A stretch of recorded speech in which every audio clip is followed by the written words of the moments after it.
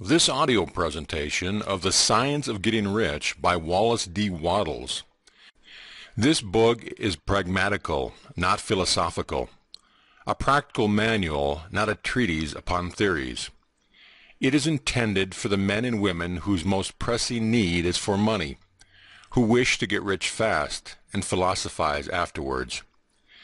It is for those who have so far found neither the time, the means, nor the opportunity to go deeply into the study of metaphysics, but who want results and who are willing to take the conclusions of science as a basis for action, without going into all the processes by which these conclusions were reached.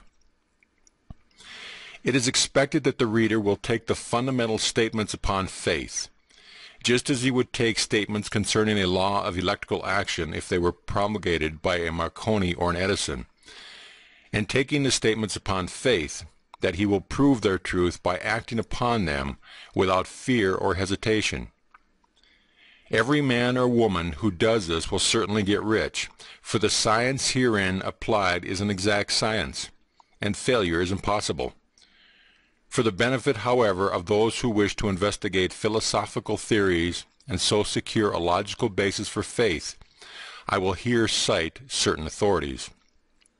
The monistic theory of the universe, the theory that one is all and all is one, that one substance manifests itself as the seeming many elements of the material world, is of Hindu origin, and has been gradually winning its way into the thought of the Western world for 200 years.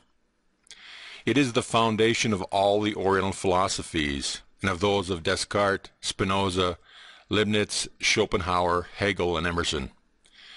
The reader who would dig to the philosophical foundation of this is advised to read Hegel and Emerson for himself.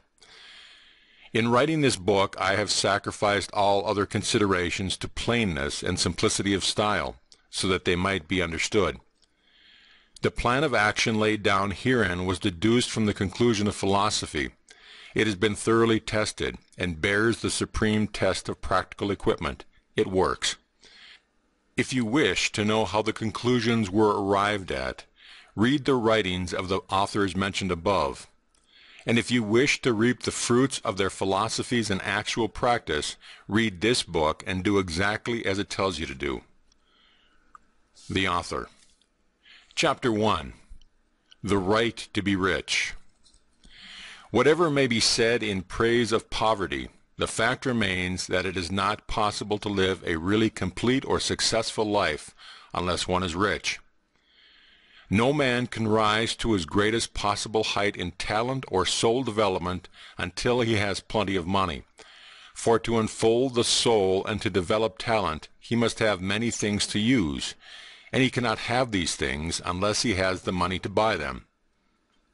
A man develops in mind, soul, and body by making use of things, and society is so organized that man must have money in order to become the possessor of things. Therefore, the basis of all advancement for man must be the science of getting rich.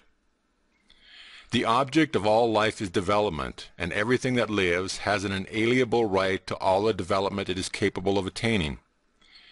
Man's right to life means his right to have the free and unrestricted use of all the things which may be necessary to his fullest mental, spiritual, and physical unfoldment, or in other words, his right to be rich. In this book I shall not speak of riches in a figurative way.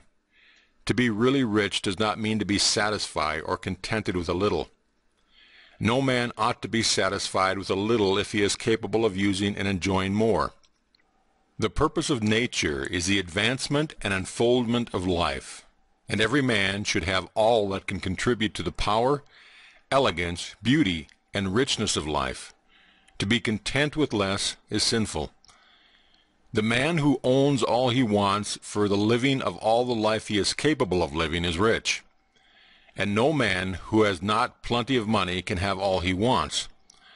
Life has advanced so far and become so complex that even the most ordinary man or woman requires a great amount of wealth in order to live in the manner that even approaches completeness. Every person naturally wants to become all that they are capable of becoming.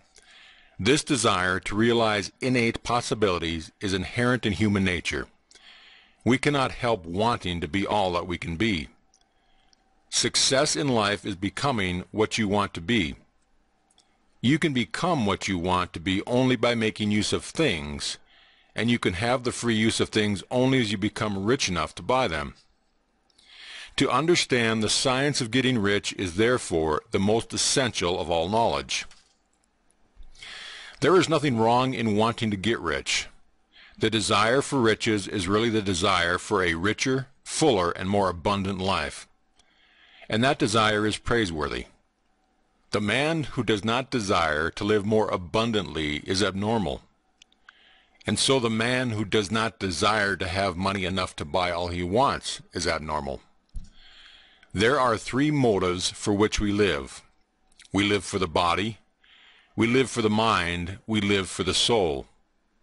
No one of these is better or holier than the other.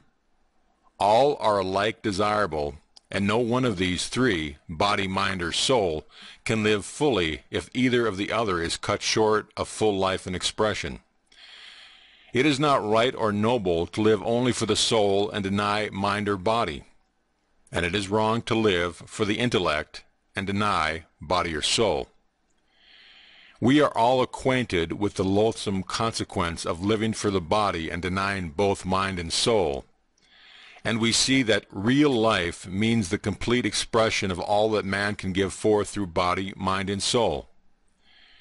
Whatever he can say, no man can be really happy or satisfied unless his body is living fully in every function, and unless the same is true of his mind and soul. Wherever there is unexpressed possibility, or function not performed, there is unsatisfied desire. Desire is possibility seeking expression, or function seeking performance. Man cannot live fully in body without good food, comfortable clothing, and warm shelter, and without freedom from excessive toil. Rest and recreation are also necessary to his physical life.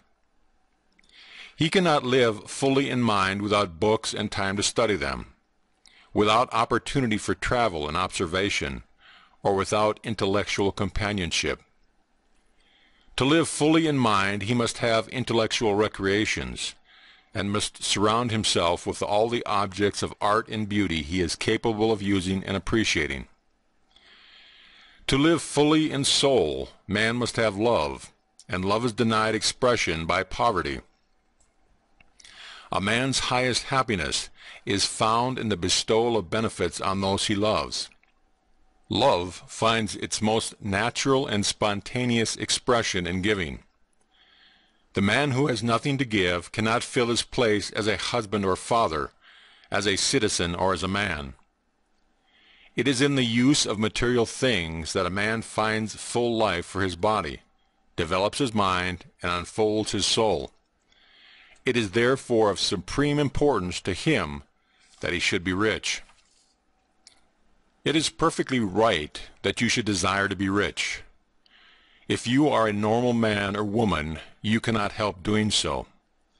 It is perfectly right that you should give your best attention to the science of getting rich, for it is the noblest and most necessary of all studies. If you neglect this study, you are derelict in your duty to yourself, to God, and humanity, for you can render to God and humanity no greater service than to make yourself the most that you can be.